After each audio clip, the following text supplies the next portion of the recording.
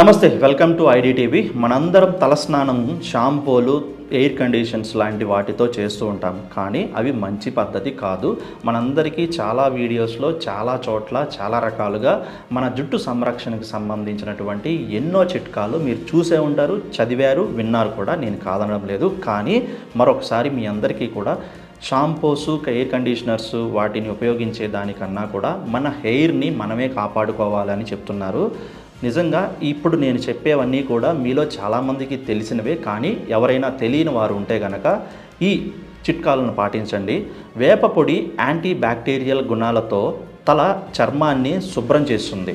కుంకుడుకాయలు సహజంగానే నూనె గుణాన్ని కలపాడుంటాయి కాబట్టి జుట్టుని సహజంగానే నూనె వంటి గుణాన్ని కలిగి ఉంటాయి కాబట్టి జుట్టుని బలాన్ని పెంచుతాయన్నమాట. జుట్టుకి బలాన్ని అందిస్తుంది కుంకుడుకాయ. మెంతులు పేస్ట్ చేసి తల మర్దన చేస్తే జుట్టు రాలటం చాలా వరకు తగ్గుతుంది. అసలు పూర్తిగా తగ్గే అవకాశం కూడా ఉంటుంది రెగ్యులర్గా కనుక ఈ ప్రాసెస్ చేసుకుంటూ వెళ్తే. కరివేపాకు నీటితో స్నానం చేస్తే కనుక జుట్టు త్వరగా పెరుగుతుందంట. సీకాయ తలపై మురికిని తొలగించి జుట్టును మృదువుగా చేయడంలో సహాయపడుతుంది. అలాగే భృంగరాజ్ ఇది ఒక ఆయుర్వేద మూలిక, జుట్టు ఒత్తుగా పెరిగి తెల్లబడకుండా ఉండటంలో సహాయం చేస్తుంది.